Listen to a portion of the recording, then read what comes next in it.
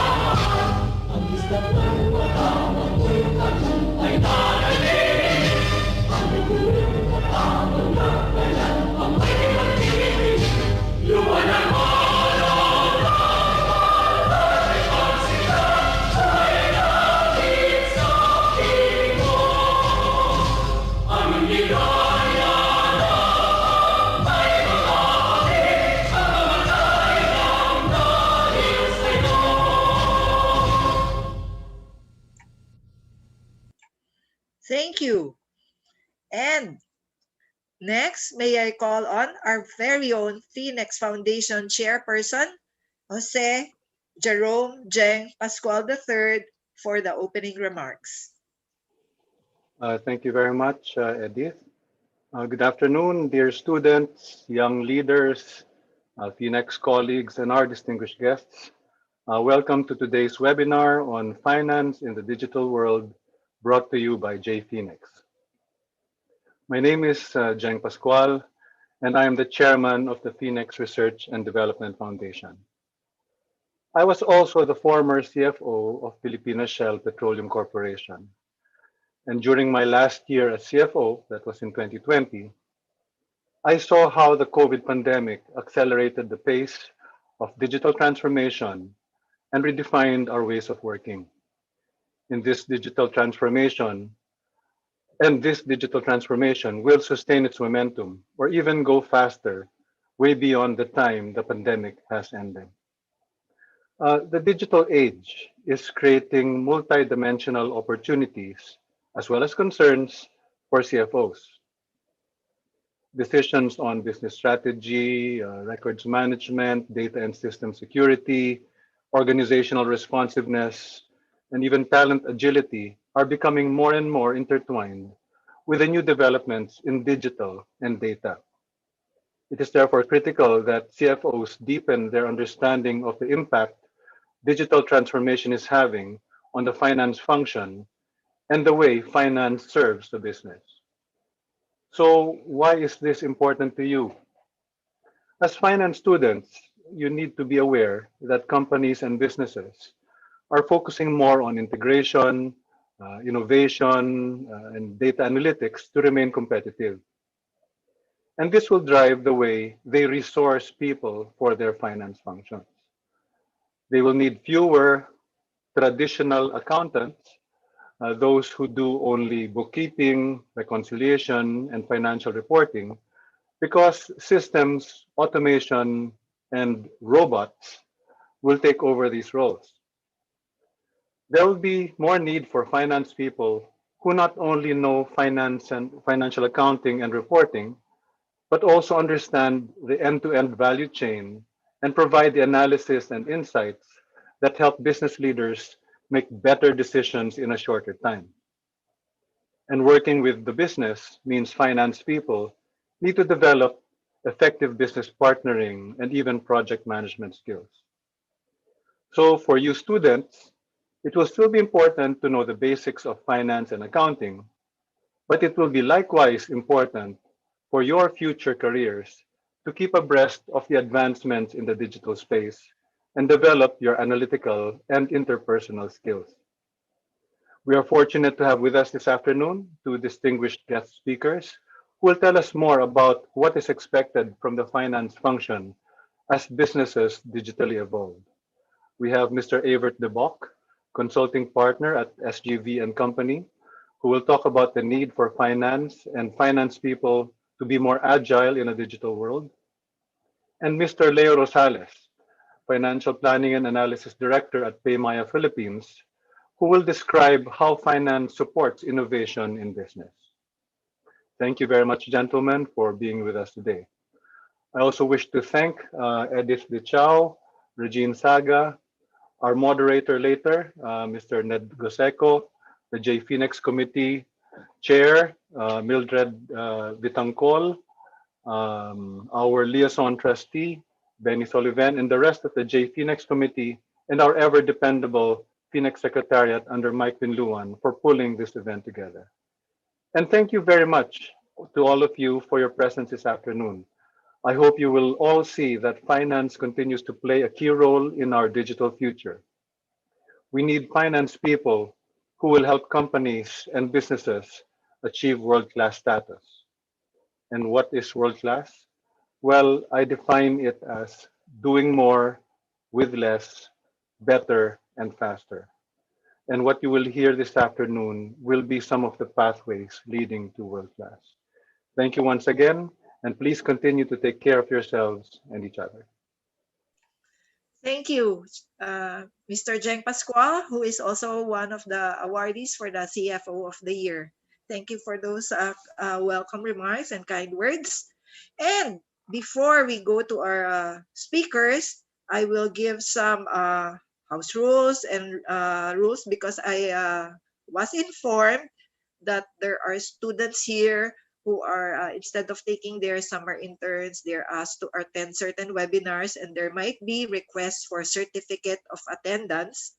So for all the participants, those who are in the Zoom link will be able to apply or request for a certificate of attendance, either in electronic or printed paper. And of course, there may be some fees that will apply. To be able to get a certificate, the participants should meet all of the following criteria. First, they should be logged in within 15 minutes from the start of the session. So that means you only have 6 minutes left.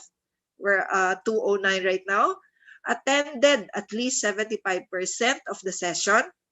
And of course, you all have to answer the feedback form at the end of this Zoom session or webinar session. Those attending via other social media platforms such as Facebook and YouTube, sorry, we will not be able to grant your request for a certification. Okay, to continue, each speaker will have 20 minutes for their presentation, and questions will be typed in our Q&A, not in the chat box, for the panel discussion later. And also, as we have informed everyone through our format flyer, we have requested people to download the PayMaya app because the raffle will be through the PayMaya app for everyone. Now, I would like to call on our new FINEX and Junior FINEX Committee member, Ms. Regina Saga, who is the President and CEO of Yuanta Savings Bank, to introduce to you our first guest speaker. Thank you, Edith. Mr. Chairman, our two esteemed speakers today, member and friends of FINEX Foundation, student participants, ladies and gentlemen, it gives me great pleasure to introduce our speakers today. Our first speaker today is Mr. Everett DeBach. Mr. Everett is a principal and consulting partner at Ernst & Young in the Philippines, or SGV as we know it here, with extensive experience working with executives in Europe, Asia, and North America. Before joining EY, he was with Deloitte Consulting in Brussels, Belgium, where he worked exclusively for the global and European headquarters of multinational corporations. Mr. Everett is project management and Lean Six Sigma certified. Everett specializes in the design and implementation of performance improvement strategies with a focus on transformation, operational excellence, and finance. One of the teams that he manages won an SGV Special Award in 2016. Mr. Everett has extensive experience in overall project management. He has worked mostly for companies in manufacturing, financial services, and consumer business industries. Mr. Everett is also multilingual. He speaks fluent Dutch, English and French, good German, Spanish and Afrikaans, and basic Tagalog. Mr. Everett earned a bachelor's degree in business engineering from University of Antwerp. And he also was awarded magna cum laude for his master's degrees in business engineering from Georgetown University. Ladies and gentlemen, without further ado, let us give a warm welcome to our speakers, Mr. Everett DeBach.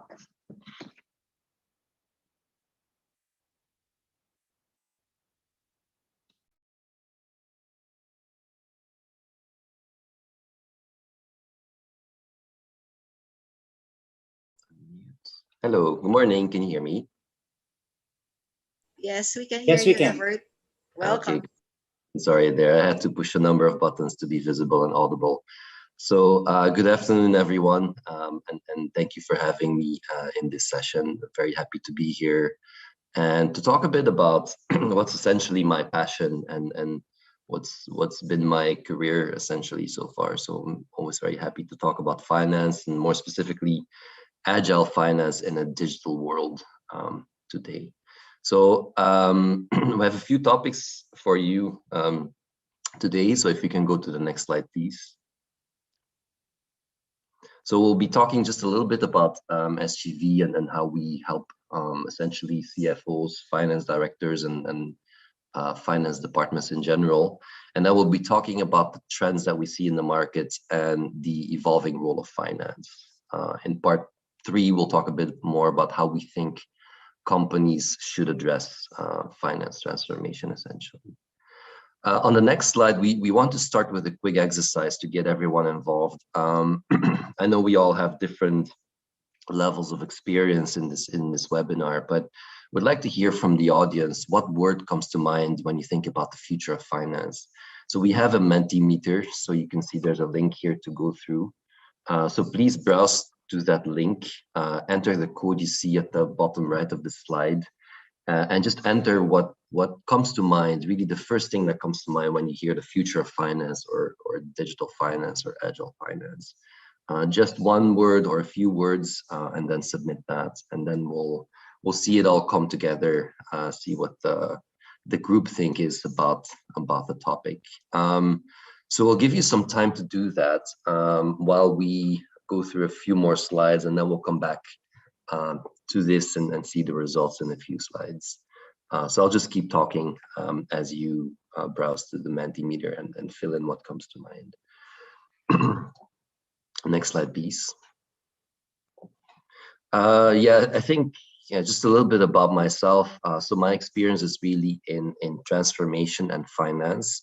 So I do general digital transformation work for big multinational companies.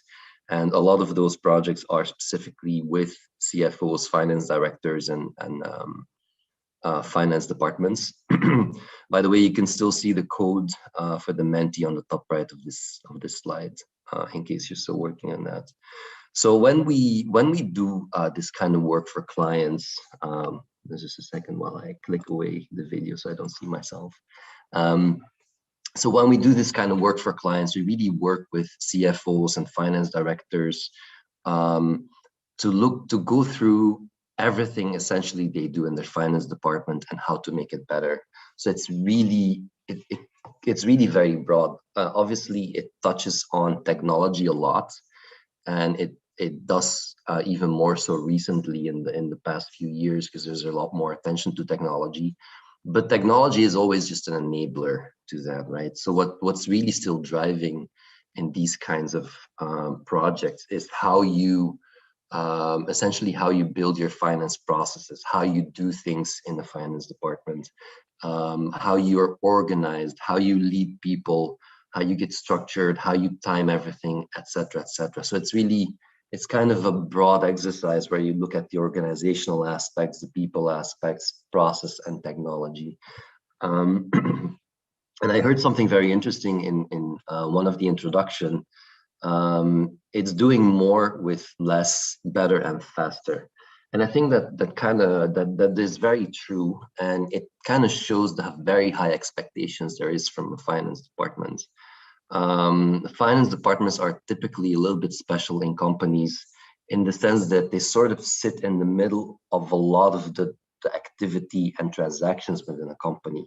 A finance department is never isolated. It's connected with operations, with customers, sales, HR, IT, and it sort of sits in the middle of all of that business activity and is expected to be on top of all of that transactional activity through the books, the accounting, and at the same time also be able to provide insights, to act as a business partner to the rest of the organization, to help, for example, sales or operations with insights they will deliver. So in that sense, finance has a really strong responsibility in most organizations, and there's high expectations for finance to not just be making sure the company is compliant with all legal bookkeeping requirements, but actually provides proactive value through insights. So that's in a nutshell what's going to come in the slides. We at SGV, in consulting, especially in finance, we do this kind of work where we really help finance departments along that path. So maybe quickly on the next slide.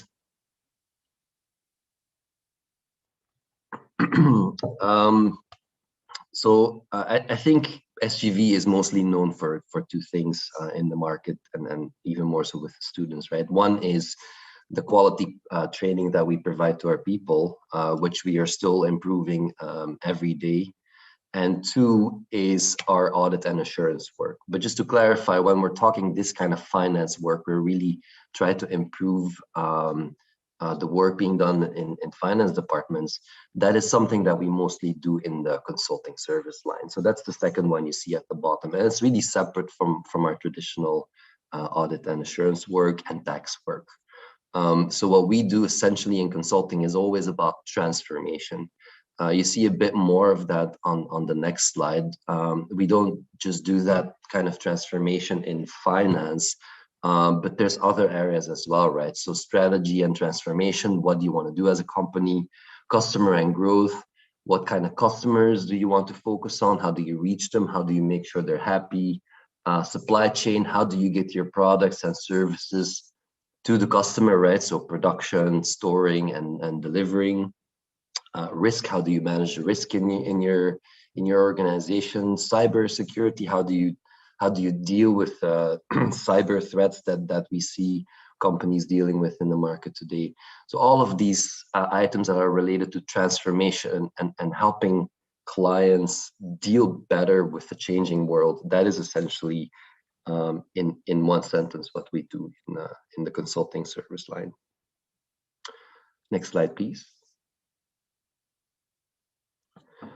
So before we go to the results of the Menti, and I do hope a number of you have contributed there, this is a quick view on what is finance transformation and digital finance as we as a company offer it to our clients. So by the way, SGV is the same as EY Philippines. We're part of Ernst & Young globally. So essentially we go by the name SGV in the market in the Philippines, but globally would be known as EY. So there's a few things on this slide. The third pillar is quite, should not be a surprise. This is sort of the traditional rule of finance to really comply and regulatory protection, essentially. What's interesting more so is numbers 1 and 2. Under 1, that's really where we have our basic finance transactions. Essentially the role of finance to make sure that all of the transactions are in order and the end-to-end processes. 2 is value and performance management. And that's that role where I said there's more and more expectation of finance departments to also deliver value, to not just make sure the books are in order, but actually provide business insights. Okay, then I think we'll go to the next slide and just talk a bit about the results. So Ian, are we ready for the results? Yes, EDB. Okay, let's have a look. I hope there's something.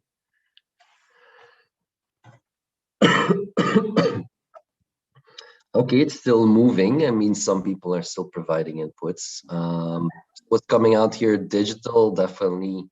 Cashless, yeah, from a customer perspective. Innovation, inclusive is a nice one. Automation, I see. Technology, cryptocurrency, yes. What else do we see? Investment. Okay, yeah, I think artificial intelligence definitely is a good one as well. Yeah, okay. Yeah, I see some very interesting ideas here that are definitely in line with what we're also thinking about and what we're seeing in the market. So thanks everyone for contributing. It's good to see that you're all awake. So let's move to the next slide, please.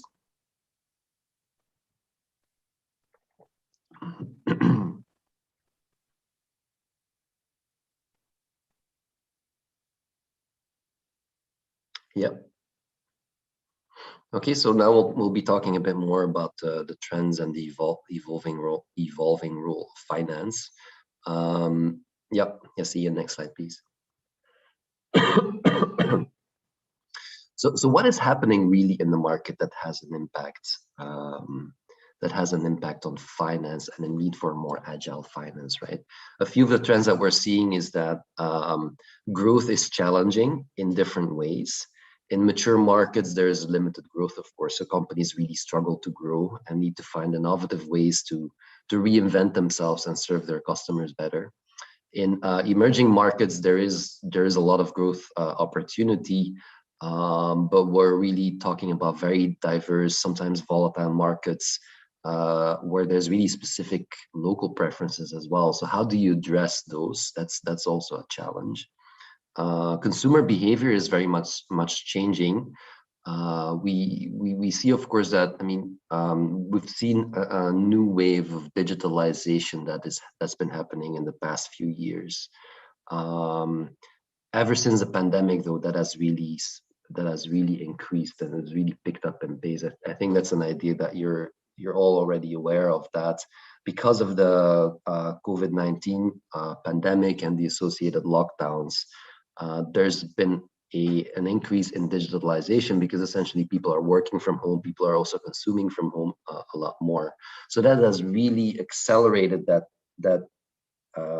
phase of digitalization that was already happening. And we see that a lot of our customers are struggling with that because they were also adapting by digitalizing Sort of some organizations would be a little bit slow at that.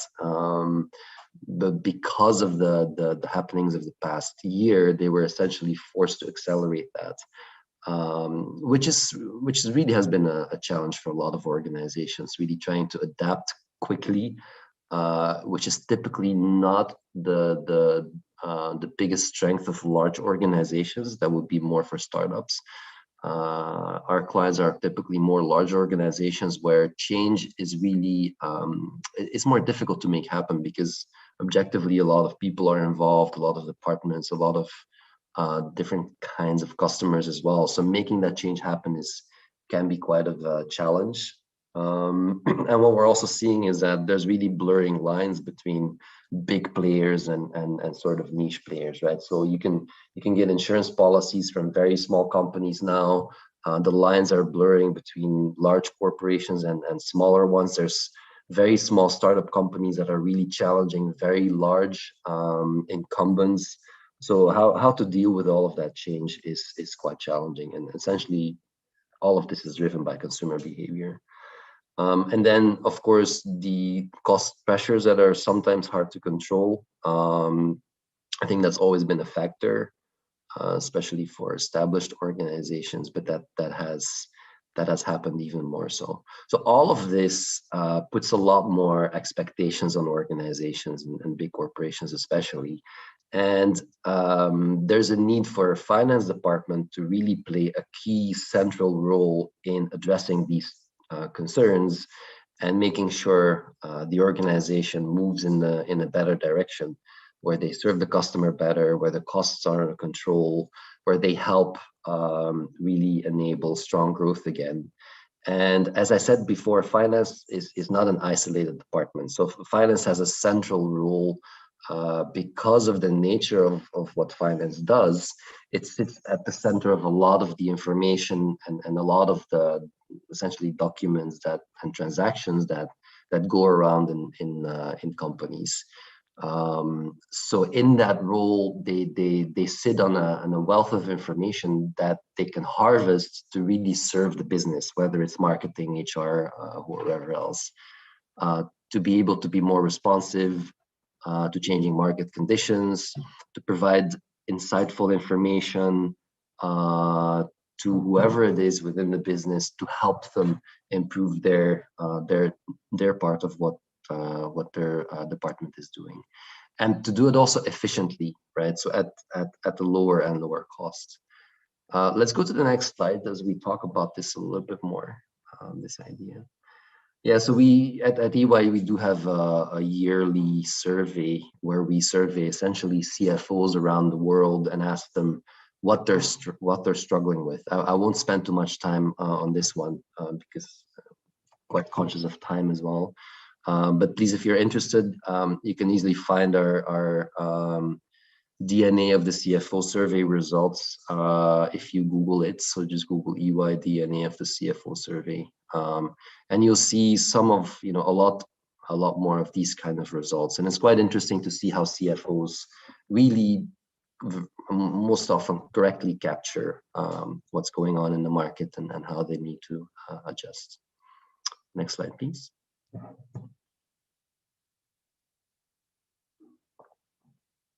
So we'll be spending a bit of time on this slide because this one is really good to capture the key idea of my talk today. And then the remaining slides are just sort of to add up to that idea and finish up my talk. So this is the key transformation that we're talking about for finance specifically, right? So traditionally, and not just traditionally, but that's where a lot of companies still are, the state of finance is really the bottom part of the Great Pyramid. Transaction processing, closing and consolidation, controls and compliance, and statutory and tax compliance. So what does that mean? Is that most of the time and effort that finance departments spend, and this would really be 95% or more of their time, is really spent on their basic finance transactions, meaning making sure the books are in order, making sure the company is compliant with all legal requirements, essentially just having all of the accounting transactions in order. And that takes a lot of effort.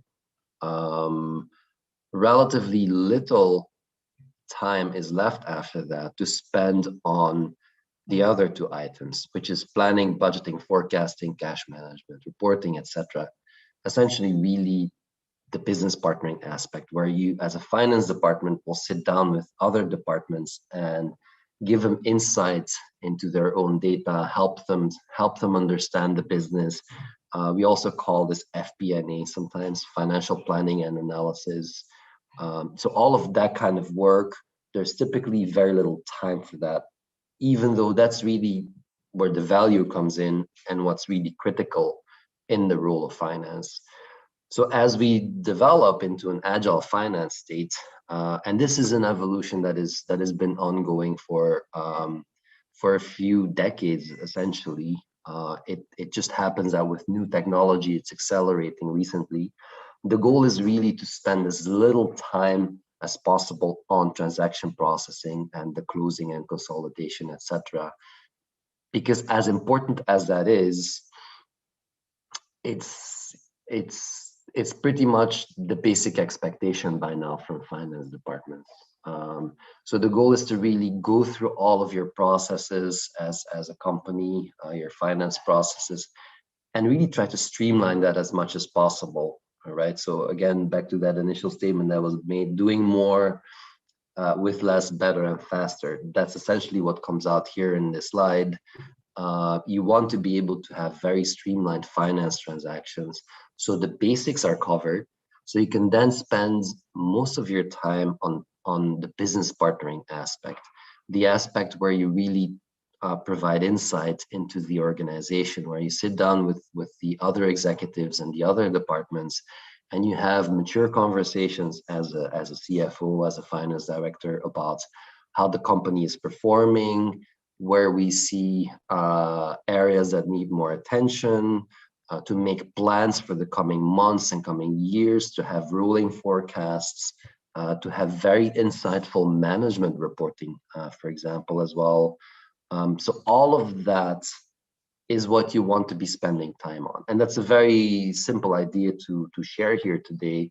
But to get to that point is actually quite complicated, because your basic accounting transactions are not that basic. Very often they require effort.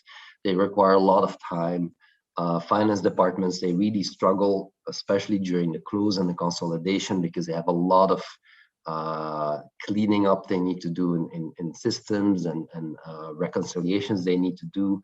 So all of that takes a lot of time, and it's a big battle trying to control that transactional hell, and streamline that, so you can then spend time on actually the analysis. So that's sort of the goal, and that's what we help our clients with, of course. But at the same time, there's a big role for technology. As I said, there's a new wave, let's say, of digitalization that's been happening in the past about 5 years. And why is that happening now? That there's nobody decided to. It's essentially just technology has reached a next stage of maturity, where we see that there's more niche players available for planning, budgeting, for management reporting, for analytics, of course.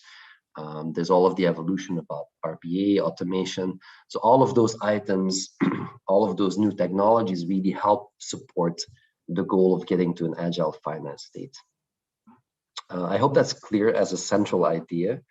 I'd like to move on to the next slide now. How much time do I have left, by the way?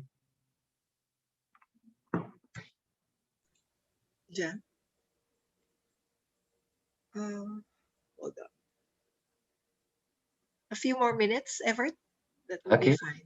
Yeah, that's good. Thank you.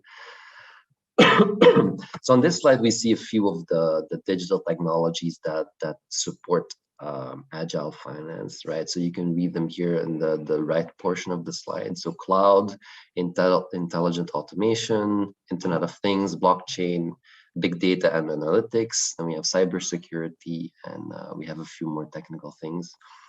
So all of these are technologies that are really supporting agile finance. I'll just talk maybe about one or two, give a bit more examples. So intelligent automation is what we also call RPA, or robotic process automation.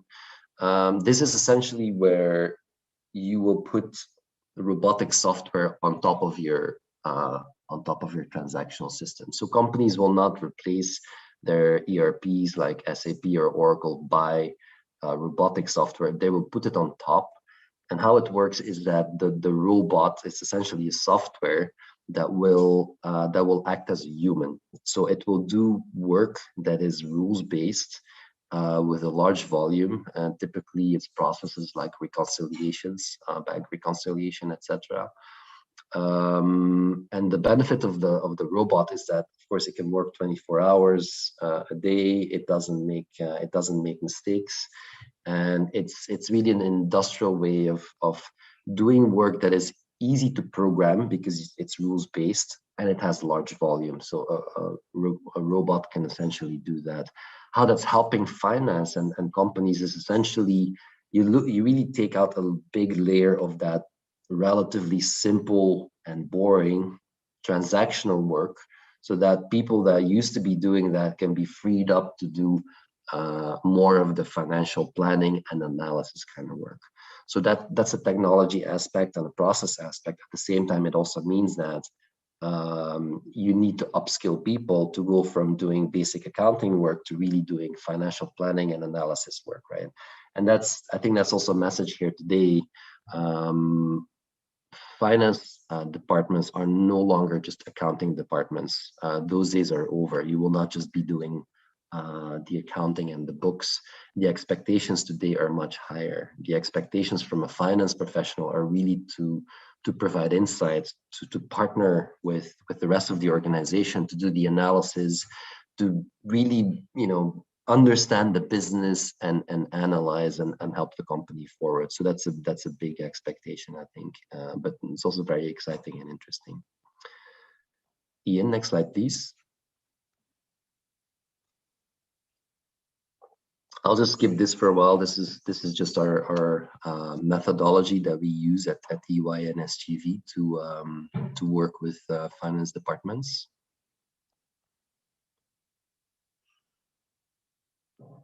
Next slide, Ian. Yeah, I have 2 more slides. So this slide, I think this is, just want to show you this briefly.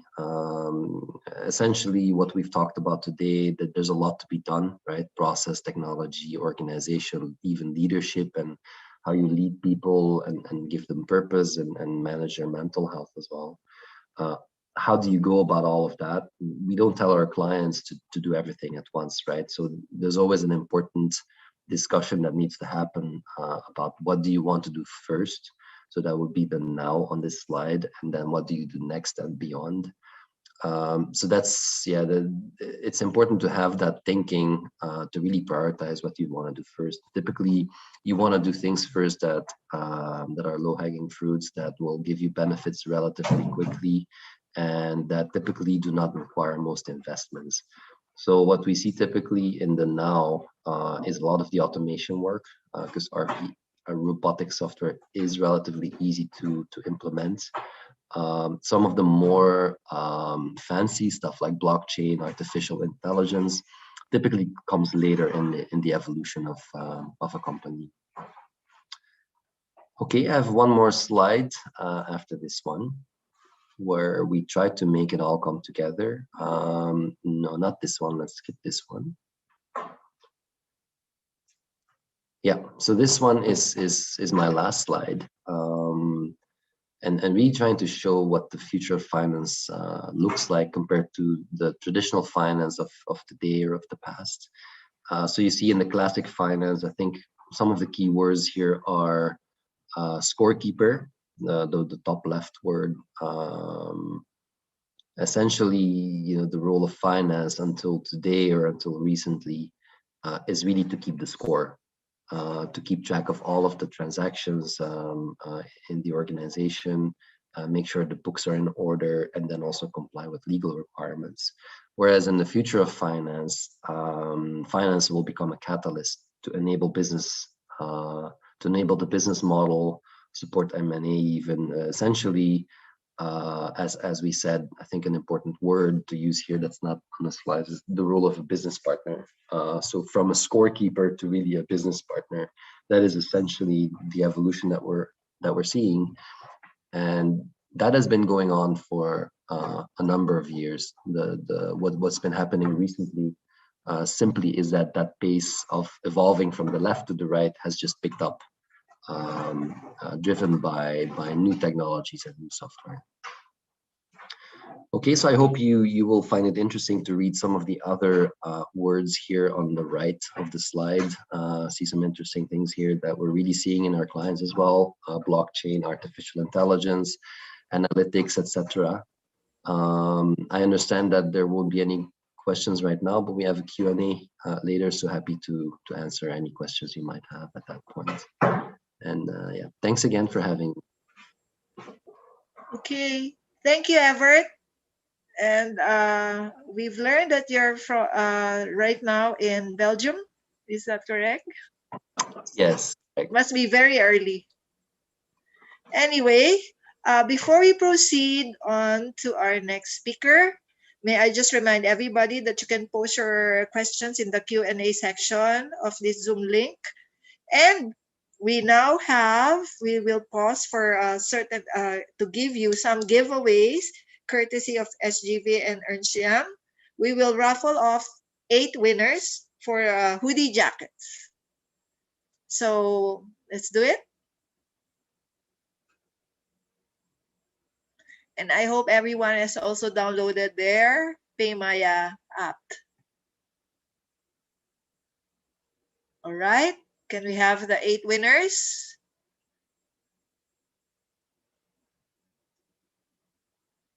There you go. You have it on screen. Number 1 is Eileen Valenzuela. Next is Andrea Alexis Almosara, Kate Narisma, Maria Ronet Padillo, Jinky Hualo, Carl Carolino, Isabel Joy Basilio, and Madeline Vergara. Okay. Our secretariat will take care of contacting you, so stay put. The next raffle, we will have 4 winners of 500 peso PayMaya credits right now. So I hope everybody has downloaded the PayMaya app. And here we go. And may I remind you to please post your name and your PayMaya account number for our secretariat to get in touch with you. Hashtag sa JFINEX ako as well. Shout out to everyone. Okay, can we have the winners for the PayMaya 500 peso PayMaya credits from our sponsor today as well? Number 1, we have Maria Virginia Tipase. The second one is Maria Villanueva. Is that the full name? Can we confirm that? And then the third winner is Keith Harvey Nemenzo. And the fourth winner is Venus Navo. For the 4 winners, can you post your PayMaya account for our secretariat to get in touch with you for your PayMaya credits? And may I remind everyone that the PayMaya credits can only be accessed through your PayMaya account. All right, let's proceed on to the next speaker. May I call on again Ms. Regina Saga, CEO and President of You Want the Savings, to introduce our second speaker. Yes, thank you, Edith. Hi, everyone again. Allow me to introduce our second speaker today, Mr. Leo Rosales. Mr. Rosales is currently the Director for Financial Planning and Analysis in Commercial Finance at PayMaya Philippines. He has almost 13 years of experience in various facets of finance and accounting, such as financial planning and analysis, corporate finance, commercial finance, cost accounting, taxation, and general accounting, with a demonstrated history of working in FMCG, fintech, and the energy industry. Skill in financial modeling and business analytics and forecasting, with a strong background and exposure in ERP like SAP, and Oracle. and with a degree in BS Accountancy from De La Salle University and attended Master in Applied Business Economics in the University of Asia and the Pacific. He has also completed his Executive Masters in Business Administration at Asian Institute of Management. Ladies and gentlemen, let us give a big round of applause to our second speaker today.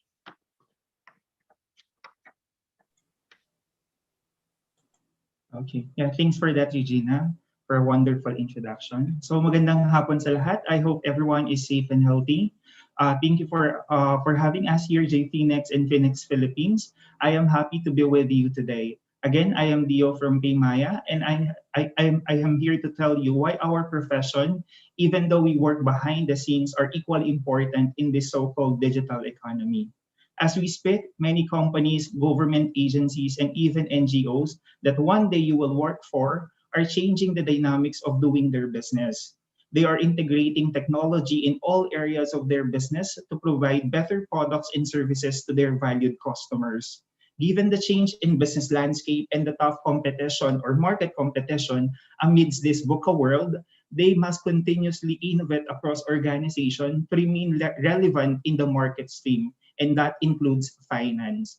And as early as now, as budding professionals, I want to tell you to prepare yourselves for this. Because one day, you will take the role of business analyst, data geek, and storyteller. You will help your organization grow by providing data-driven insights. Maybe we can go to the next slide. And to help you understand the role of digital economy, we will be discussing the following. I'll provide Paymaya as a case study of how technologies are transforming economy and of how our finance team is enabling Paymaya's vision for financial inclusion for all Filipinos. Next slide, please. First, let's discuss what is digital economy. Just to put context on this one, because we usually hear this a lot of times, digital economy. So let's define first this one. So this is actually a process or state where the private sector utilizes digital technologies to drive economic growth, innovation, and other means which help transform the economy. In other words, this means using technology for good. A good example is what we do in Paymaya. In the Philippines or in our country, majority of the financial transactions are cash-based. Why we are heavily cash dependent is due to the fact that majority of the Filipinos, currently 71% of the Filipino adults do not own a bank account. Because they do not own a bank account, technically they cannot pay via their financial accounts. But as you know, handling cash has a lot of risk and technically has a transaction cost, which impact the financial health of individuals and even business enterprises. Now, what we do is to use technology to provide consumers a financial account so they can pay digitally. That is just one side of the coin. For enterprises, to receive these digital payments, we also provide them technologies. We will discuss this in detail later on. Now with this Paymaya technologies, consumers now own a financial account. They no longer need to shell out costs just to pay their bills or settle their bills. They can do it actually using the Paymaya app. For merchants, they can now accept digital payments. They can also now cater to Filipinos who prefer to pay via credit card, debit card, or even e-wallet. So you see, these financial transactions enabled by technology contribute to the economy in various ways. In effect, the economy is growing because it's driven by technologies themselves. Next slide, please. Now, you would be asking, aside from making it easy to do transactional activities, why digital is important? Well, for us in Paymaya, we believe that technology make our progress more inclusive. What does this mean? So this means that everyone, regardless of your status, gender, or age, can now access goods and services that you need with just a few clicks on your mobile devices. For instance, in our case, by providing Paymaya app free of charge, we are able to provide millions of Filipinos for the first time a financial account. I'll give you a specific example. When the government provided financial assistance or ayuda, as we all know, to Filipinos affected by the pandemic, millions of beneficiaries were able to receive their aid via the app. So for many of the beneficiaries, PayMaya is their first financial account. Another one is digital is also making making everything efficient.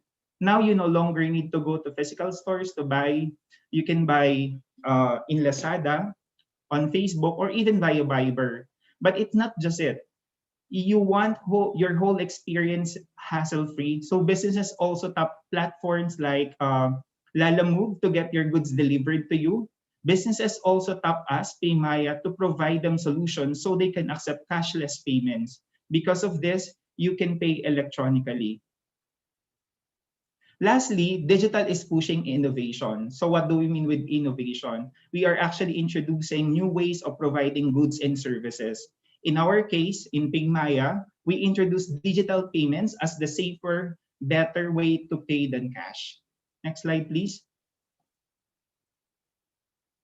Okay, now we believe we're going to see that just as more and more consumers will adopt digital technologies in their daily lives, and more businesses will also go digital and cashless. The foundations of our digital economy are going strong, as you can see here in the slide. First, we're seeing more people using internet. Internet penetration will continue as telcos are continuing the job of improving internet access. Second, we're actually seeing that merchants are now going online too, as more Filipinos are using internet. Based on We Are a Social report, the number of internet users aged from 16 to 64 who bought online is estimated to increase from 70% in 2019 to 80% this year. And lastly, as Filipinos get more comfortable with e-commerce, a lot of online shoppers actually using Lazada and some other platform, we're seeing a demand for cashless payments as the preferred mode of transaction for safety and convenience. In other words, we have no choice but to actually participate and thrive in this digital economy. Next slide, please. I think we will have a short game or a quick game. If you were actually listening to me a while ago, you can actually answer some of, I think we have 3 questions, no? And you have a chance to get a 500 PMaya credit. I think you can just type the answer in the chat box. Okay, let's go for first one. The digital economy refers how the private sector utilizes the blank to drive economic growth, innovation, and other means which help transform the economy. Yeah, so I think we have the winner already. So for the next question, so answer is digital technology. So apologies. For question number 2, what is the share of digital payments as of 2020 according to the BSP? Do we have correct answers already? Yeah, I think we have. Answer is 17%. Sorry for the 71. Interchange. Yeah. For question number 3, complete the 3 impacts of digital to development. So digital makes development more efficient, more innovative, and more blank. Yeah, I think we have an answer already. So you guys are listening to me a while ago. So it's more inclusive. Leo, Okay. I will just give a summary of those who will get the 500 PayMaya credits Yes, in please. the chat box. Thank you. Okay. So now we go on to our next topic, which is how PayMaya is helping accelerate our digital economy. So next slide, please. So we have to start from this context. We utilize technology not because it's a cool thing to have.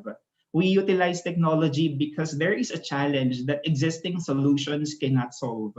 To be more specific, our country has still a large underserved financial services market.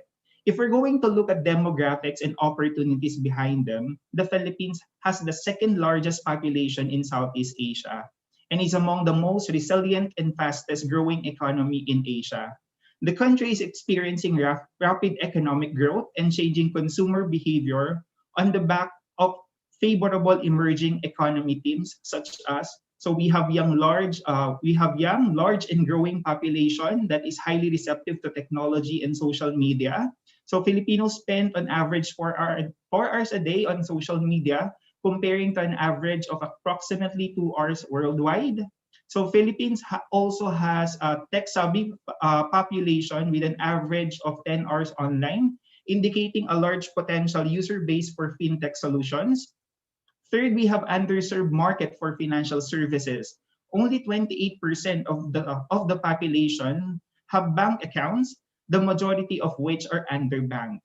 Accessing financial services is inconvenient, time-consuming, and expensive, leading to a high proclivity for cashless payments, especially among the younger tech-savvy segment of the population. So we have significant number of cities and municipalities that have no banking presence, with majority of businesses continuing to remain face-to-face.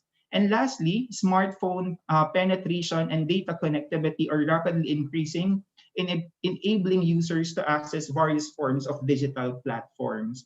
So next slide, please. So it is this opportunity to help millions of Filipinos why PayMaya exists. We want everyone to be able to participate and thrive in this new digital economy with our technologies and platforms. Next slide, please. What differentiates us from the traditional financial institutions and even other financial technology companies is that we serve not only consumers, but also micro, small, medium, and large enterprises, including, of course, our government agencies at the national and local levels. To make things hassle-free, we build a payment ecosystem where every consumer in enterprise can make seamless transactions from end to end, which means from account registration to settlement, from online to offline, and from the Philippines to anywhere in the world. Because of our reach and scale, that is why we are the largest digital financial services platform in the Philippines. Next slide, please. With the PayMaya app, we've made it easy for Filipinos to own financial account. All they need is to download the app, register, and within minutes, you have an e-wallet app that you can use to send bank transfer and would help you to provide financial footprints. With the app, we've made it all easy for Filipinos to live life by giving seamless experience, from fast onboarding to providing more everyday use cases. We've also made it convenient for them to access services with our over 250,000 digital touchpoints nationwide. Next slide, please. Providing everyone access to financial services and products has many facets. It is not enough that we provide financial accounts to consumer. We also have to equip the million-strong MSMEs and large enterprises to go digital and cashless. That is why we also serve enterprises of all industries and sizes. What we do here is we provide all kinds of solutions for their needs, whether they are small or large, whether their operation is physical or online. Large enterprises have given their customers a better way to pay rather, using PayMaya QR, PayMaya One Mobile POS, and PayMaya Checkout. For MSMEs, last year we have introduced our PayMaya One Lite, an all-in packet size terminal for small entrepreneurs who want to provide better experience for payments on the go, such as deliveries. MSMEs need no longer to have an e-commerce website just to get paid. They can now accept payments on social media, chat groups like Viber, emails, or even via SMS. All they need to do is to provide a payment link or a digital QR code to their customers. Next slide, please.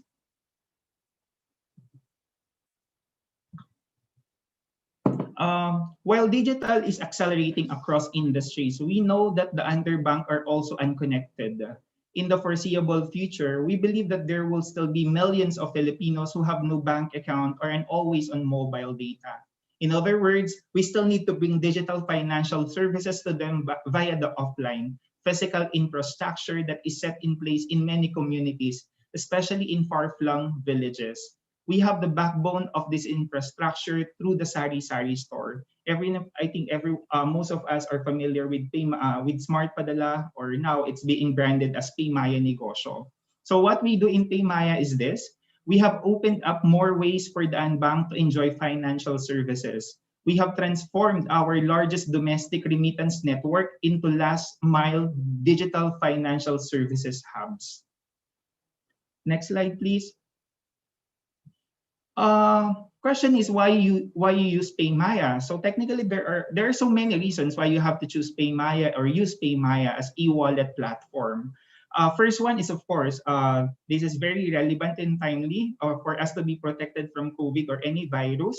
Less cash handling is expected if you use PayMaya. It's more convenient as the app allows you to do various financial transactions just using your mobile phone. And obviously, it's more rewarding with a balikbayan, with a balikbayad rather, or cashback. So it's more economical, it's more practical. Okay, so next slide, please.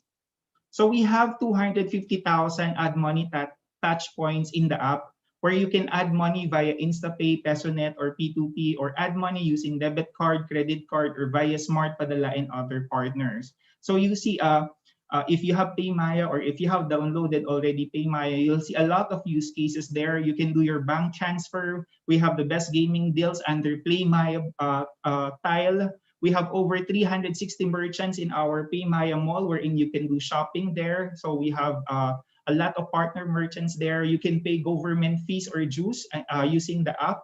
You can actually buy insurance for your gadgets, which we have introduced beginning of this year. You can also claim vouchers using the PayMaya app. And soon we will be launching or adding some use cases like you can avail loans, you can do your savings, investment, and more insurance products coming in the app.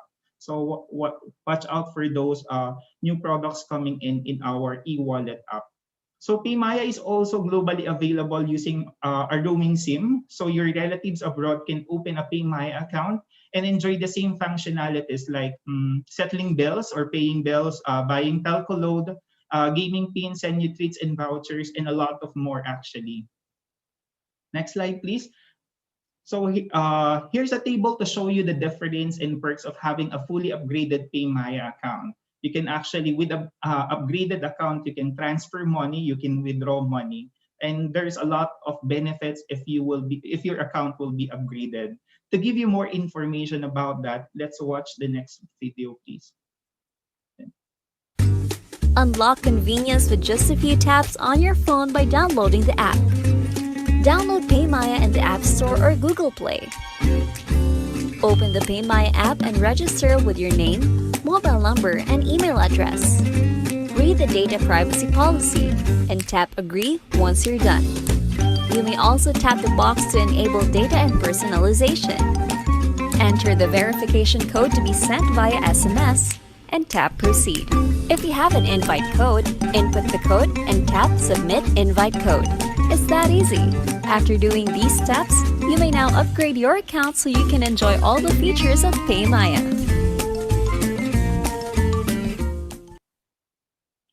Yeah. Then the next slide is actually the next video is actually how to upgrade your account.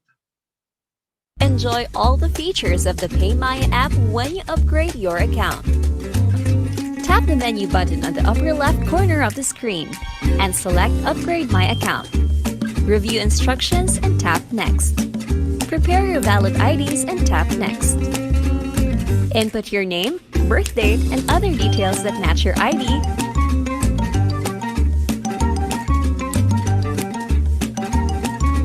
And take front and back photos of your valid ID.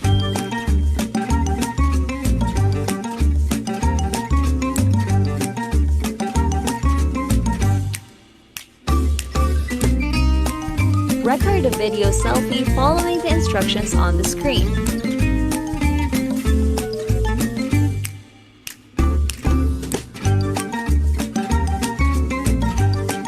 Tap Next. Review your information and tap Submit.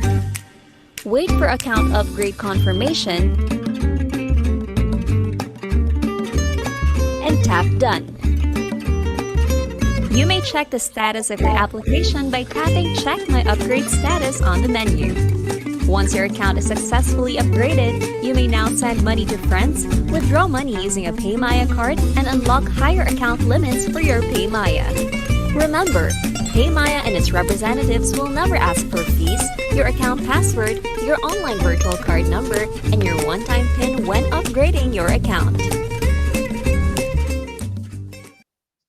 Yeah, see, it's so easy to own a financial account at this point in time. So those who don't have a true PayMaya, of course. So those who don't have yet PayMaya account, so I encourage you guys to download PayMaya app. So I have another game for you guys. If you were listening to me, you can answer this correctly, and you have a chance to win. I think 500 peso PayMaya credit again. So let's have our first question. So how many users does PayMaya have?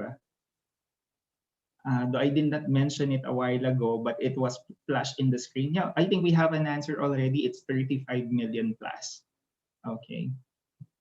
Second question, give two financial transactions you can do with the PayMaya e-wallet. The use cases that I flashed a while ago. Okay, I think we have winners already, so fast. Yeah, so these are some use cases like bank transfer, send money, bills pay.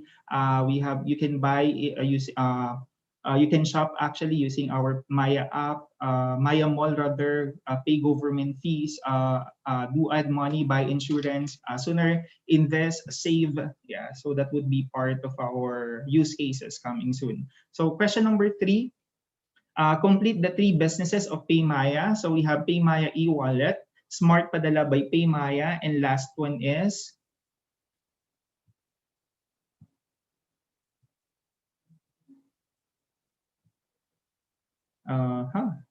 I'm sure. Sorry, PayMaya Negosyo is same thing with Smart Padala. Yeah, I saw an answer already. It's PayMaya Enterprise. So this is actually the merchants that our partner merchants. So technically we have 3 segments in PayMaya. One is PayMaya e-wallet, the mobile app that you are used to. Then second one is the Smart Padala, or we call it PayMaya Negosyo. This is technically our remittance business. And lastly, our PayMaya Enterprise, wherein we partner with lots of merchants in the country to make them digital and digital and cashless. Okay, I think we can go to the next slide, please. In all of this dramatic transformation, what is the responsibility now of finance teams in enabling their organization? Individually, what is our role as finance professionals to help build innovative finance team? And for you students, what do you need to be able to adapt to the new ways of working in digital enabled organizations? Next slide, please. Let's discuss let's start by understanding what an innovative finance team should look like. This is actually a table where 4 phases actually of finance organization. From the basic going to advanced, meaning say from fragmented, wherein data is hardly used for analysis. Analysis is an ad hoc thing for the finance organization, and this is mostly reporting financial and transaction based. Of course, we want to improve our finance organization from fragmented going to connected, where we are using data now for analysis, wherein there is now collaboration between IT and finance. There would be a structured reporting made mainly via spreadsheet or Excel. Excel. We do have like variance analysis in place, coming up with your actual numbers versus the budget or plan, and we have some point solutions are being used also. Of course, from being connected, we want to improve that organization to integrated. So what differentiate integrated from connected is that there is harmonized financial data model with master data management. There is a financial and non-financial and operational data from disparate sources. There is also what we have the forecasting tool or models in place and being used by finance. There is an intense collaboration between finance and IT, and there is an integrated planning and control cycle supported by EPM platform. Of course, from being integrated organization, we want to improve further, and that is what we call the advanced phase. So in the advanced phase, there is harmonized financial and operational data model with data stewardship or data ownership. So the data hub with financial and non-financial and operational data. Strategy and execution is aligned and continually improved. And we are utilizing some AI or machine learning on the advanced space. Currently, if you're gonna ask me where is Paymaya at this point in time, I would say we are on the third phase, which is integrated. But we started from fragmented and we improved over time. So at this point in time, I'm saying to you that we are already at the integrated phase. And we are aiming to reach the advanced phase in the next, if not this year, probably next year. So we have some plans already in place. Finance teams we have different teams under finance, and we are collaborating actually also with other folks like IT, in other folks from the organization. So next slide, please. The role of finance is to become the enabler of innovation. We still maintain the traditional fiduciary responsibilities, but increasingly, we are becoming the strategic advisors to the company. So we provide data-driven, insight-driven reports to our stakeholders so they can make informed decisions. We make our organization very agile or very quick. That means allowing different organizations or teams in the organization to share information and collaborate with one another in a hassle-free manner. So next slide, please. To do so, so finance teams like in the case of Paymaya, are also undergoing digital transformation. And how are we doing it? It's actually a combination of different or some of the key variables that helps us innovate in finance. And these are people, culture, process, and technology. But I would like to make this point clear. When we go digital, technology is not the end all and be all. Just because you automate or integrate technologies, it wouldn't mean more efficient and effectiveness. What's more important is people and culture, your ways of working, your team's mindset, your vision, and everything in between that we call culture should empower passionate people to be at their best and find ways to better deliver their jobs and tasks. Technologies are mere tools. It's still up to the people and organization how they will utilize it for good. Next slide, please.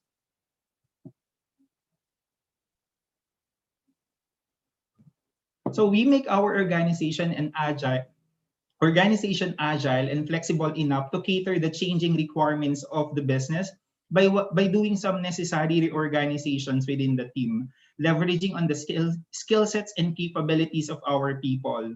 We remove some unnecessary layers which hamper the response time and actions of the group. We continuously invest in our talents by offering them ways and means of improving their skill sets and capabilities.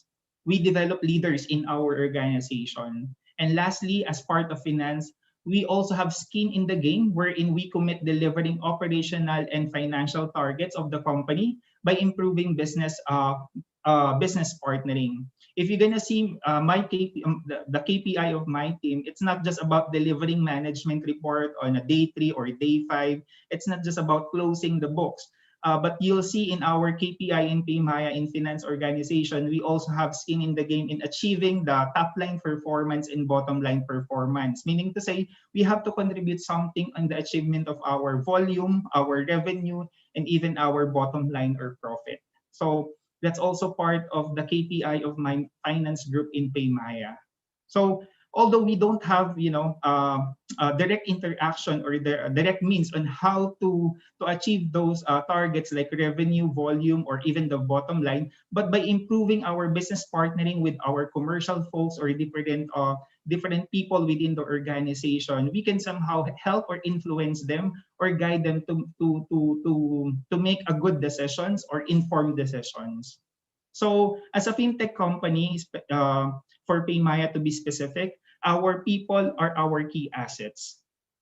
Next slide, please. It would be a challenge to become enabler if you don't foster an innovation culture in the organization. So we should create space for innovation, encourage collaboration and creativity, which would have a positive effect on employee mindset and motivation. Innovation is expressed also as a way of creating culture where every employee feels he or she has some level of autonomy, of course, with expectation to think independently and find new ways to solve certain problems or issues. As finance professionals, we shift our transactional minds to analytics mindset where we think, decide, and act using data. Lastly, in building innovation culture, we embrace learning from failure, understanding that failing is okay. If you're never failing, chances are not you're not innovating much. Failure is inevitable when you're fostering a culture of innovation, and that's part of the challenge. The reality that there's almost always a degree of uncertainty. As a bonus tip, consider a burning house scenario. So if your house was on fire, what would you grab as you ran out the door? Now apply that to your business or to your organization. What would you take if with you if all came crashing down?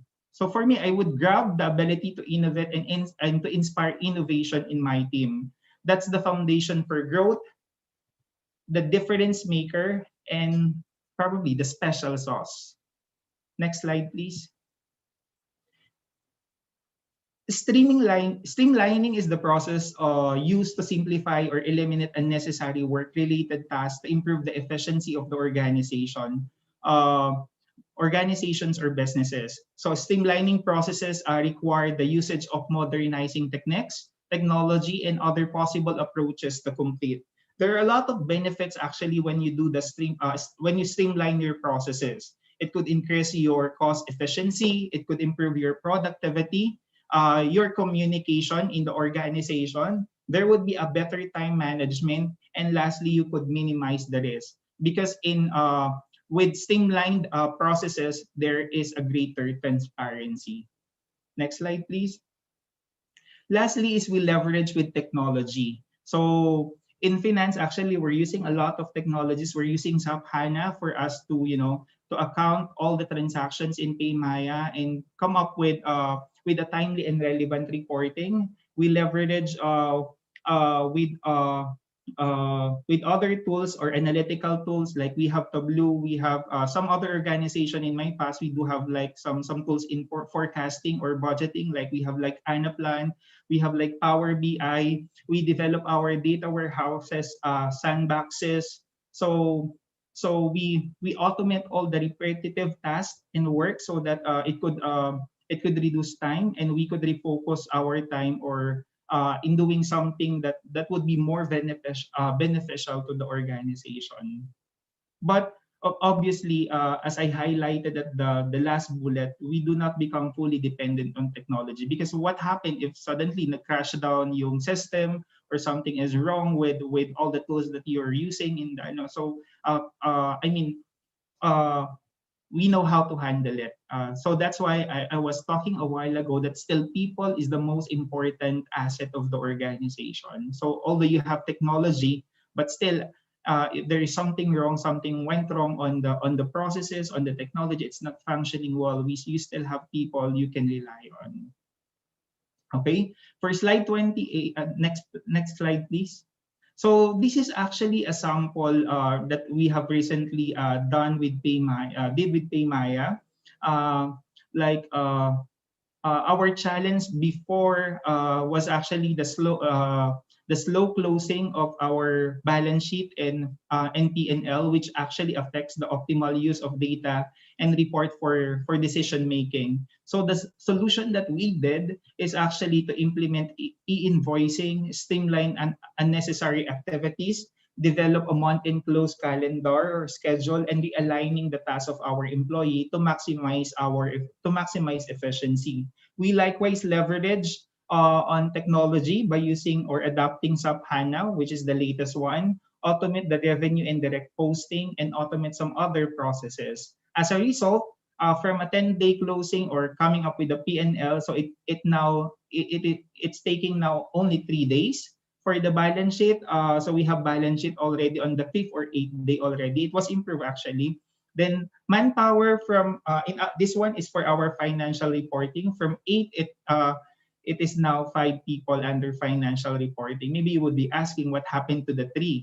We actually repurposed them. I think that the 3 of those people are actually ready to assume a higher role or responsibility. we have transformed them to become like an FP&A or commercial finance or finance business partner in the organization. Yeah. So next slide, please. So how do you become innovative and passionate finance professional? So this is a big question, no? So next slide, please. So for me, just my advice or a tip, no, how to become innovative and passionate finance professional. I think we have to be like to be a dynamic learners. And dynamic learners are the ones who are not who are willing to fail to learn, who are focused on the process, not only on the outcomes. These dynamic learners are actually curious and ask questions rather than rush to answers, able to fight the urge to always act and instead will reflect and relax. They are comfortable standing out. They do not need to conform. They focus on strength, not on fixing irrelevant weaknesses. Conscious of the need to build a T-shaped portfolio experience that includes both deep specialization in one area or more than one actually, and breadth in other areas. Willing to learn from others because individual learning is not an individual only activity. So we have to stay relevant, reinvent ourselves, and thrive in this VUCA world. Next slide, please. So when it comes to your personal development and professional development, long experience tells me that results come from when you consistently invest in yourself and your career. To not invest in yourself is like floating down a fast river without a paddle, map, or knowledge of what's around the next bend. Things may go fine for a while, but at some point in time, you're going to realize that you made a giant mistake. So to avoid unseen disaster in your career, you need to invest in it to proactively and thoughtfully create a plan for achieving your career and life goals. Work hard or work smart and train harder. Focus to become the best version of yourself every day.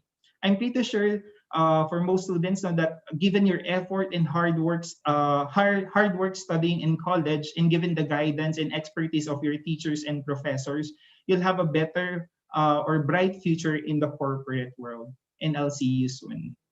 I think that's it. That's it for my presentation. Thanks everyone for listening. Thank you, Leo. Thank you for that wonderful presentation. And before we go to your Maya raffle, as promised, we will have our question and answer portion first before we proceed on the other activities for this webinar. So for those on Zoom, you may post your questions as stated in the Q&A section, although I saw a question or two posted in our chat box. Okay, may I call on our Q&A moderator, Mr. Ronald Ned Goseco. Ned? Thank you, Edith. Yeah, thank you, Edith. We have some questions on the chat box as well as in the Q&A box, and let me dive into those. From Jonathan Piano for Leo. Leo, with limited internet, how do you operationalize PayMaya? You did mention that you have agents in the field, and all you need is a QR code to get paid. How does that work exactly? Yeah, so we have that actually. We call them PayMaya Negosyo, our negosyo agents. Actually, probably most of us know them as a Smart Padala. So that's under PayMaya business. So technically, it's a remittance business. So you can also transfer, like if you have like e-wallet, you can do transfer by e-wallet going to this negosyo agents, and your recipient has to go to that negosyo agent to be able to receive the money. So okay. Yeah, so and the agent has the internet services, right? Yes, yes. Okay. So even with limited internet, especially in the provinces, I guess this question is coming from provinces. Yeah, if that is coming provinces, since we have so we have a lot of negosyo agents as of this moment. We have around 35,000 negosyo agents across the country. So they can do offline transfer actually from agent to agent. Okay, excellent.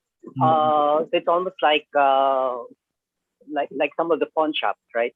Yes. Okay, excellent. I have two related questions from Ding Matoto and from Regina Saga. Can you provide some information on remittances and merchant payments on the fees, particularly, versus bank transfers? And then on that bank transfer service, how do you collaborate with the bank, and what's the maximum amount? Did you get that, Okay. Leo?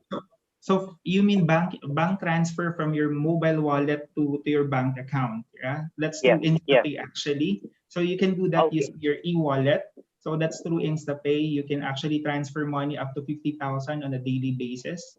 If you have if you have e-wallet account, so you can transfer via via InstaPay. Maximum I think for a day is 50,000. Okay, and the banks, I guess, have to be on the InstaPay system or InstaPay network, right? Yes. So that's, I guess, that answers how do you collaborate with the bank? They have to be on the network that that allows to transfer. And are there We fees? have a lot of partner banks actually. If you see there if you do have PMI accounts now, you see there the bank transfer tile. You'll see there all the banks that we partner with, the possible banks that you can do transfer from your e-wallet going to your bank account. You could also do the same thing from bank to your e-wallet. Let's say you wanna do add money. You wanna do add money on your e-wallet. Let's say you wanna do shopping. You wanna settle your bills. No. So you can add money to your wallet by transferring from your bank account going to PayMaya e-wallet. Okay, and can you compare the fees to bank fees, for instance? Are there fees when you transfer funds? Yeah, actually, on the InstaPay, we're actually lower than bank. Our fee for InstaPay is just 10 pesos, I think. Yeah, it's 10 pesos compared to a bank, I think 15 to 20 pesos nowadays. Yeah. Okay. And you did show a digital Visa card. How does that work? Can you actually transact with foreign merchants using the you Visa can do card? that. Because once you have the e-wallet account, you have a virtual card number already. You'll see there in your PayMy account. Although I want to show you sana, but I don't have the video nor the illustration. You can see there your virtual card number. Let's say, for example, you want to purchase something online. You just input that number. You don't have to have card, a physical card actually. There is a virtual card number in your e-wallet account. You can transact actually online using that number. Then I think one last question here. I think coming from an anonymous student. He was trying to apply for the PayMy account, and his IDs were not acceptable. The field health and the PIN ID. What are the acceptable IDs? Yeah, it should be a government ID actually. I'm not so sure if YTIN is not accepted. Maybe Anya here. I'll check. No, YTIN is not accepted, but for sure I think SSS and field health is not. As of this time, is not acceptable. No. Okay. Thank you very much. We'll move on to Everett. Everett, good morning. Everett. Good morning. Hi. Good morning. Yes. Good morning. Very early there, isn't it? Yeah. We wanted to understand growing value, optimizing value. I guess optimizing would be similar to cost cutting, and then protecting values. How do you defend? Can you elaborate a little bit on that? Protecting, optimizing, and growing value. Yeah, so I think, wait just a second. Kids, I'm in a call, okay? Okay, thanks. Yeah, so I think the first part, the protecting value, that's really the traditional role of finance, right? So essentially making sure all the books are in order, and you comply with all of the legal requirements, etc. So that's really the protect part. The adding value part is what we've talked about, like I think Theo has also talked about it. It's not just about the books anymore. It's really about having that in order so that you can then move on into more of the analysis bit and providing insight into the organization, right? And that's where the value will come in, because you will work with whoever it is in the organization and act as a business partner. So operations, marketing, you will help them gain insight into the data, and where essentially as an organization you can do better and move ahead, whether it's by providing customer insight or insight into your operations, or really even the overall insight into the performance of the organization. So that's to me where the value of finance should be coming from. In practice, though, that's very difficult to get from point one to point two, because it really requires having all of your finance processes in order. And we all know that there's a massive amount of expectations on finance directors and finance departments, right? So let's be nice to them. It's hard. There's a lot of expectations internally, legally, and then you also have to be able to set all of that aside and be there for business partnering and analysis, and that's a lot to ask from them, right? So yeah, that's the evolution that we see, and we do see that with a lot of the new technologies, and a few have been mentioned today as well. There's really niche softwares that focus on reporting, on analytics, on planning and budgeting and forecasting, and all of those can really help companies create more insight and essentially add value. Okay, so it has to go beyond compliance. Yeah, no, that's old news. I mean, that's Okay. I mean, that's a basic requirement, right? And of course, that's there's a lot of potential, but it's more than that. Okay, excellent. We have a question on blockchain. It's still a foreign concept to us, and somehow we understand the intercompany blockchain solutions in the sense that it sits in the same system, right? But you did mention that you're starting to work on rebates with customers, incentives with customers. That's outside of the system, isn't it? So you have to go out of the. How does that work exactly? Yeah, so I mean, blockchain is still maturing as a solution, right? We've seen some interesting uses of blockchain also outside of finance. Companies are still sort of getting to grips with how it works, right? And I think, as you said, it's with blockchain, it sort of goes outside. Essentially, blockchain, the way it can be used by companies is it is in effect basically just an efficient way of openly sharing information. So you can do that for intercompany transactions, but you can do that for many other things. I mean, I think the most interesting example that I've seen is of a use of blockchain is actually was used in the Syrian refugee crisis in Jordan to help people get food. So that it was used by the UN, I think, what was it called, the UN Food Program. They used blockchain to really make sure that all those refugees got food, and that was a very efficient way of doing that, right? People had to wait less long, the transactional cost was a lot lower, and it had a few other benefits. So there's so many potential use cases for blockchain. I think most companies are still coming to grips of how to use it, right? And sometimes there is objectively better softwares that can be used because they're more dedicated to whatever purpose, right? Customer operational purpose. But I'm convinced that we'll see a few good uses of blockchain in the future come along, right? One thing I can think of in more of the corporate and finance sphere is essentially how to manage contracts between suppliers and clients. So that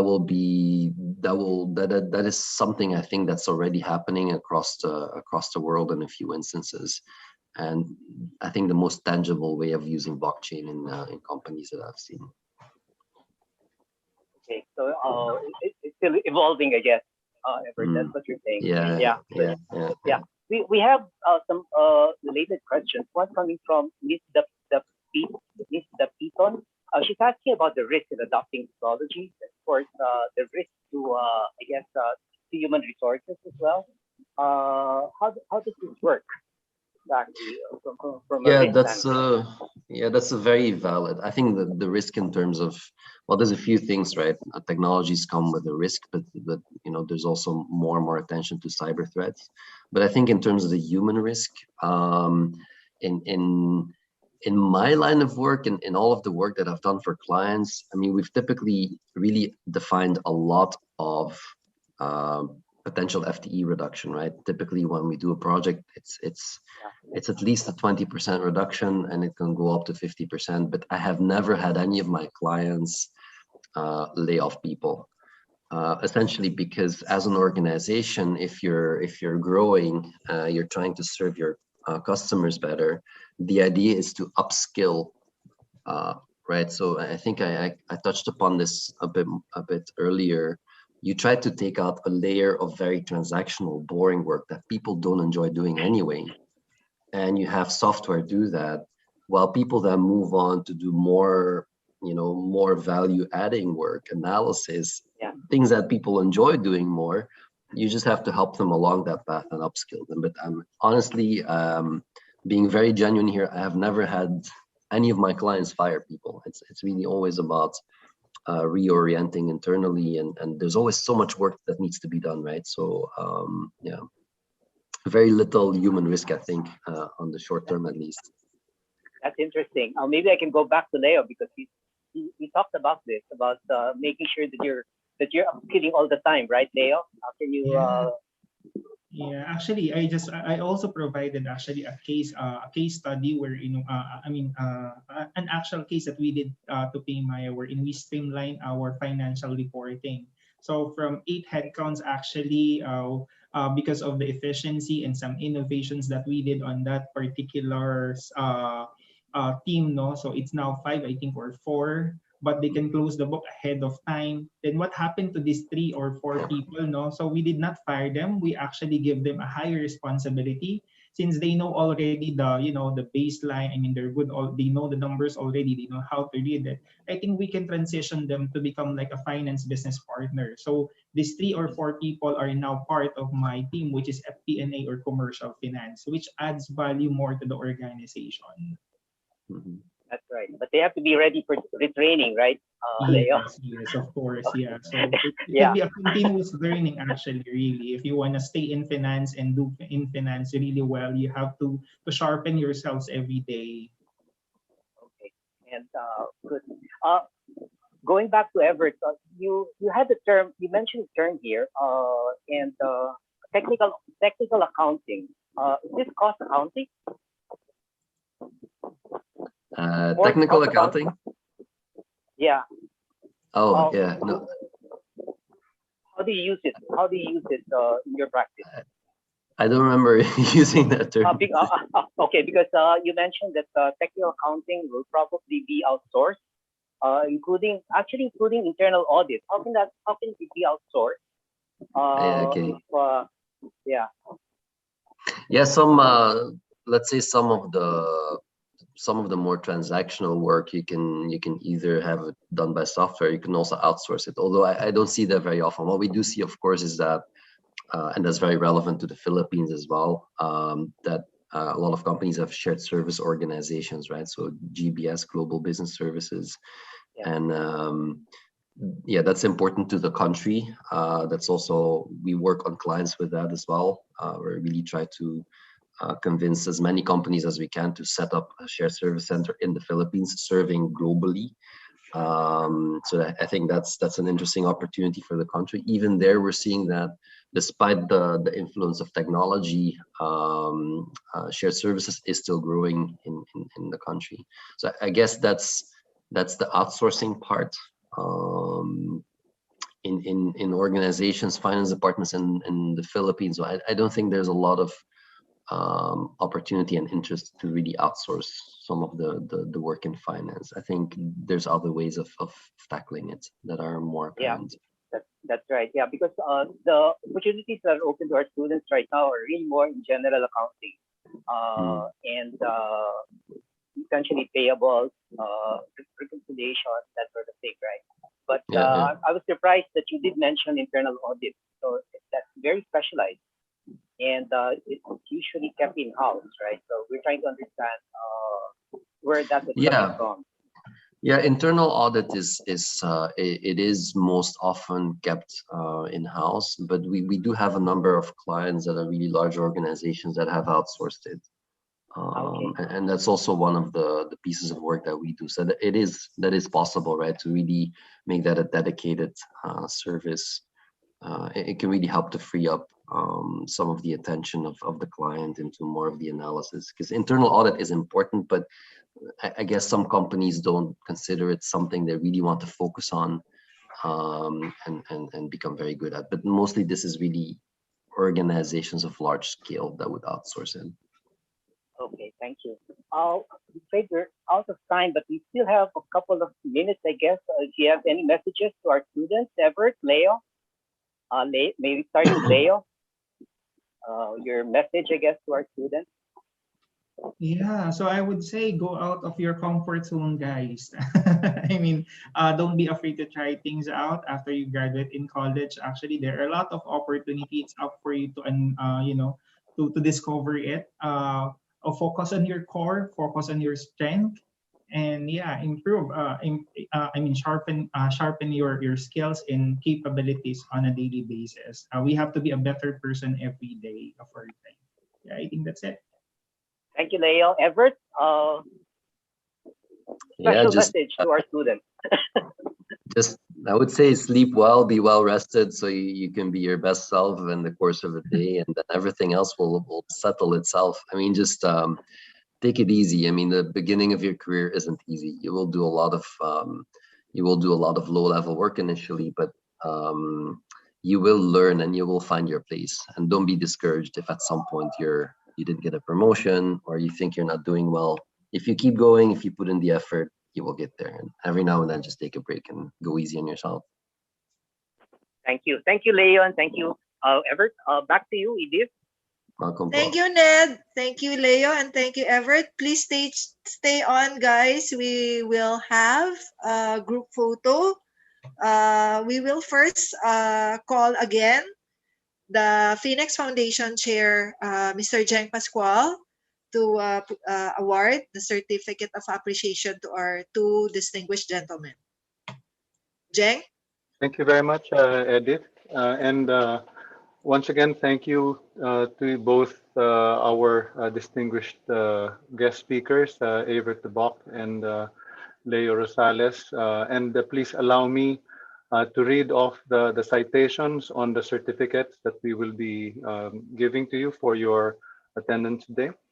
The FINEX Research and Development Foundation presents this Certificate of Appreciation to Mr. Avert de Bock in recognition for his generosity in sharing his valuable time, knowledge, and insights as resource speaker in the webinar entitled Finance in the Digital World, given this 23rd day of June 2021 via Zoom, signed by yours truly. And to Mr. Leo Rosales, again, please allow me to read the citation. The FINEX Research and Development Foundation Incorporated presents the Certificate of Appreciation to Mr. Leonard Rosales in recognition for his generosity in sharing his valuable time, knowledge, and insights as a resource speaker in the webinar entitled Finance in the Digital World, given this 23rd day of June 2021 via Zoom, signed by yours truly.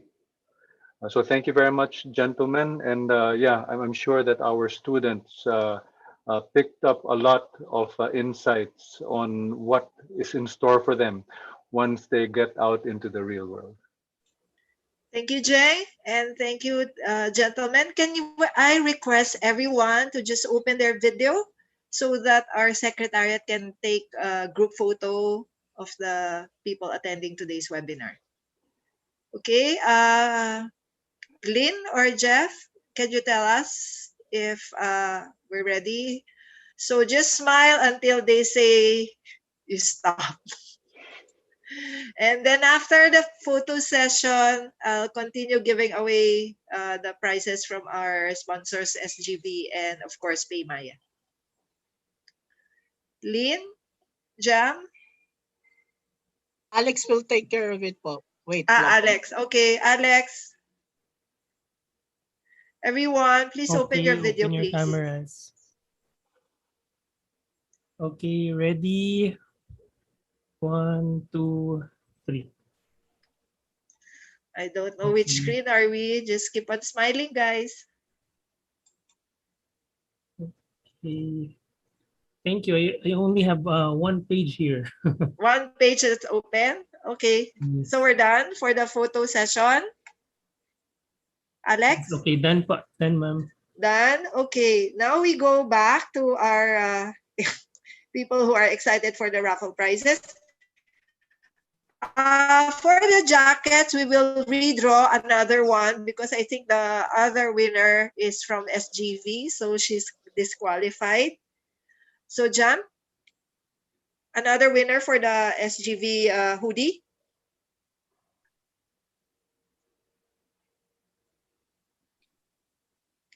So for the hoodie, John Paul Liban. Okay. For the next raffle, we have 8 winners of the SGV Ernst & Young bags. These are messenger bags, ba, Jam? Yes, ma'am. So here are the 8 winners.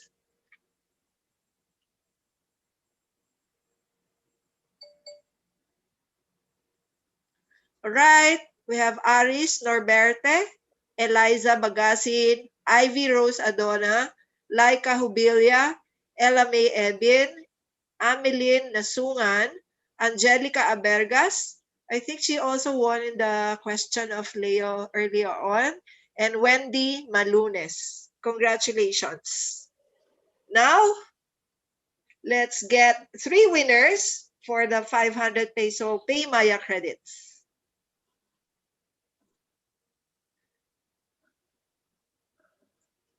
Okay, the three winners for the 500 peso PayMaya credits are Ellen Cabic Garcia, Lorraine Dizon, and Kathleen Joy Mendoza. May I just remind again that you should have a PayMaya account to get you so that I can credit you the 500 pesos and 750. Next, Jam, 2 winners for 750 PayMaya credits.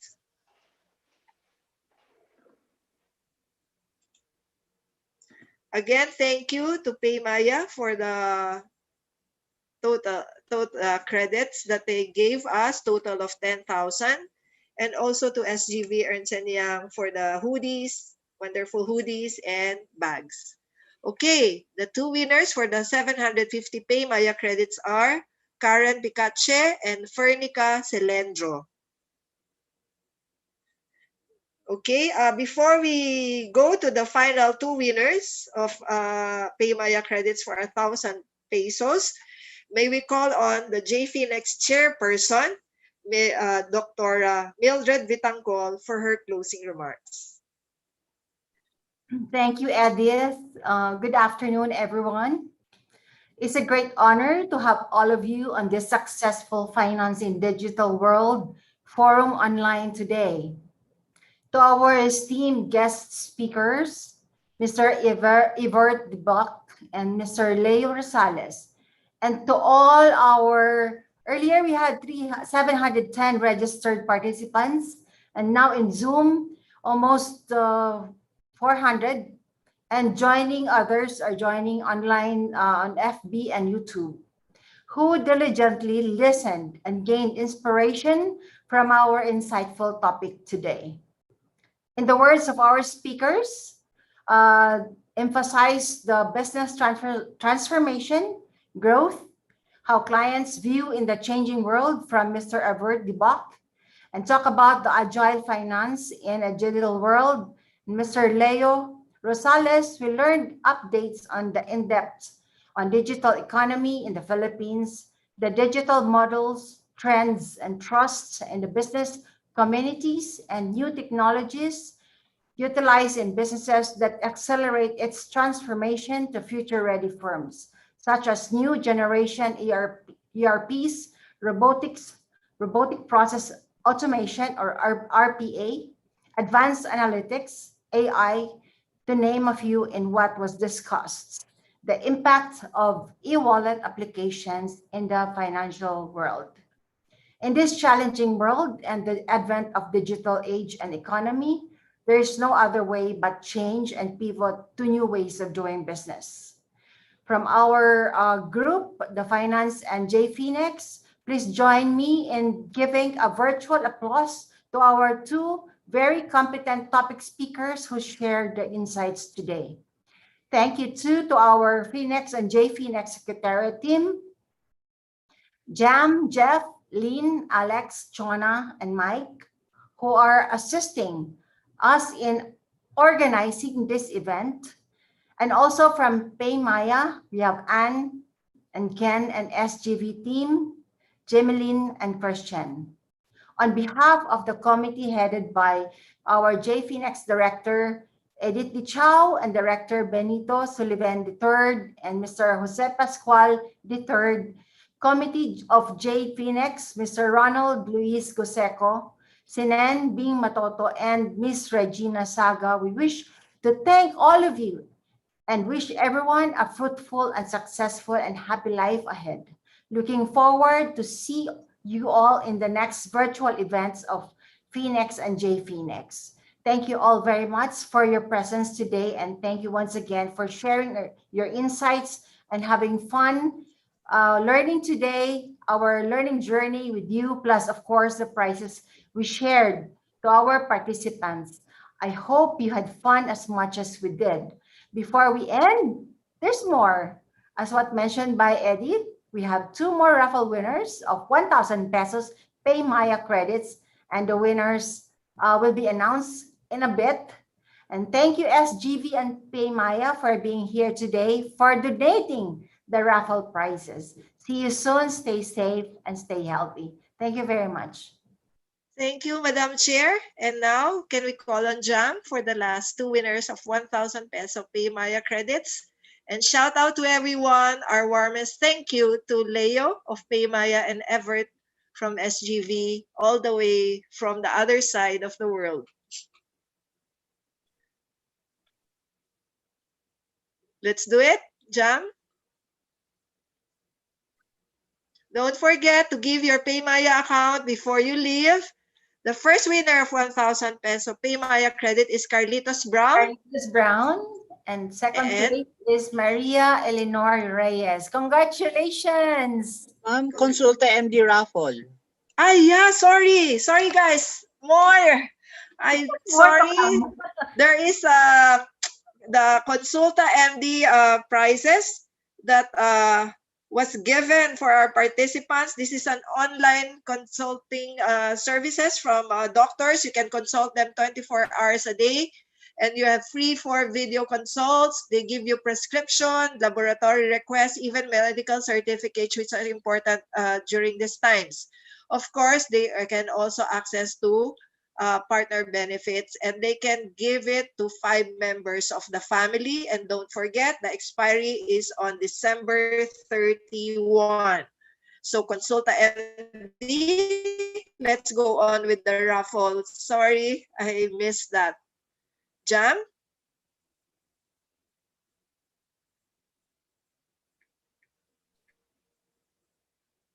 This is free consulting services to doctors. Okay. Winners? How many are we getting? 8 or 10?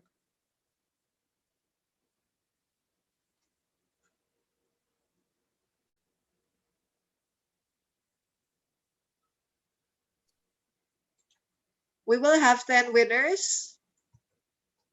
Ma'am? Yes, ma'am.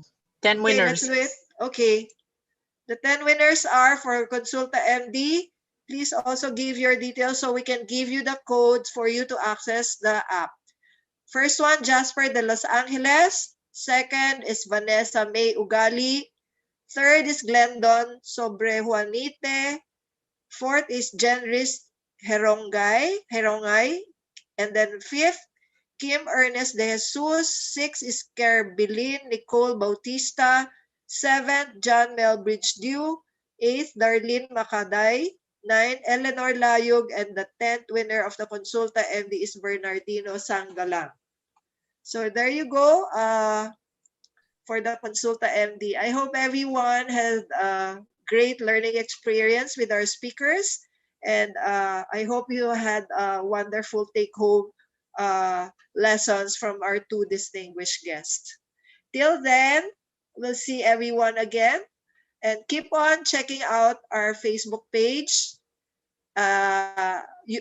Always JFINEX Philippines. And please, for those participants, answer our feedback form that you can see here at the moment. Stay safe, everyone. Thank you.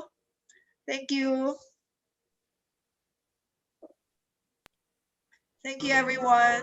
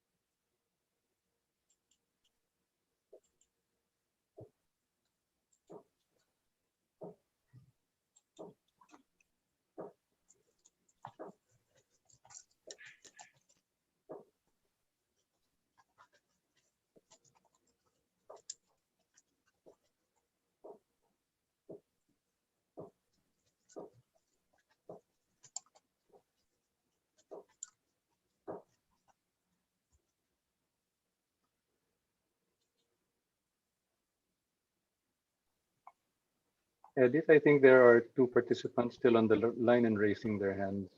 Okay. I'll just check. Okay. Uh-huh. Hindi ko sila makita. Wait.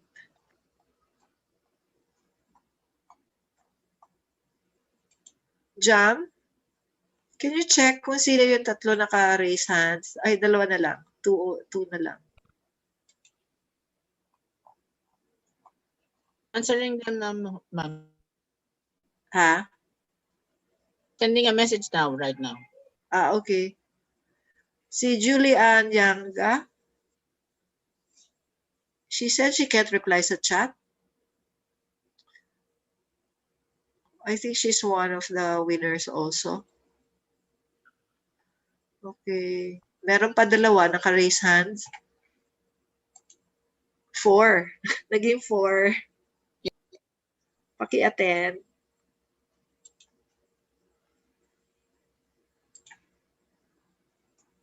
Congratulations, everyone, and well done. Thank you. Thank you, Edith. Thank you. Galing-galing ni Edith tsaka ni Ned. Congratulations, Galing everyone. ni Ned. Excellent job. And to the Secretariat, Oo. as Yeah, the always. secretariat always pulls through. Thank you, Mike. And Bawal and your pala team. magtanong ng panelist. May question ako. Siyempre kay Everett.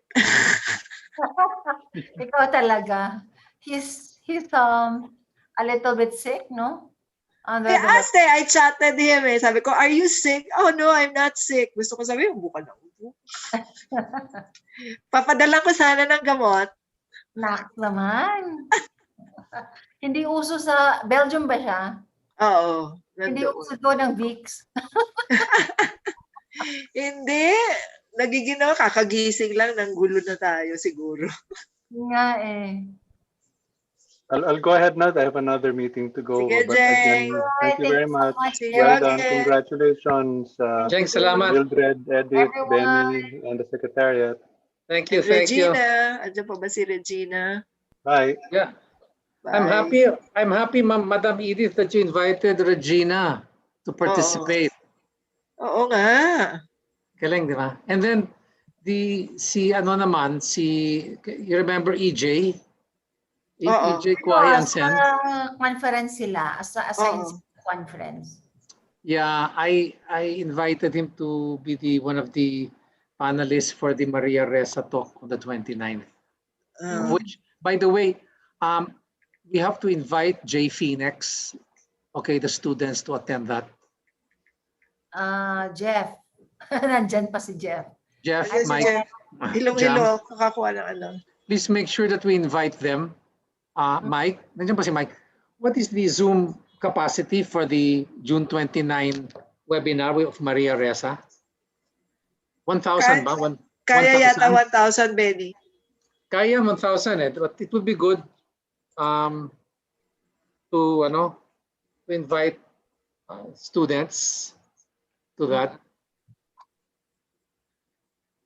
Although, it's on our Facebook page, I think some trolls have already been infiltrating. Yes, I think so. But Later anyway, na, Benny, there are still students in the Oh, good.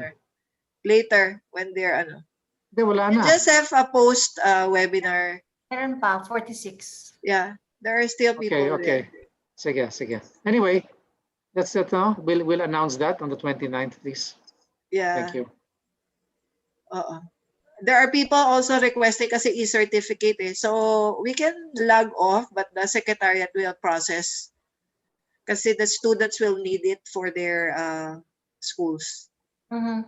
Tama. Sige. Madam Chair, Senior. Okay, thank you. So maybe we can already Maraming salamat. Thank you. session. Jam, will Congratulations. leave first. I-check nyo na lang ako kung saan ko ika-credit yung mga winners because I'm a safekeeper of the Paymaya credits. Treasurer.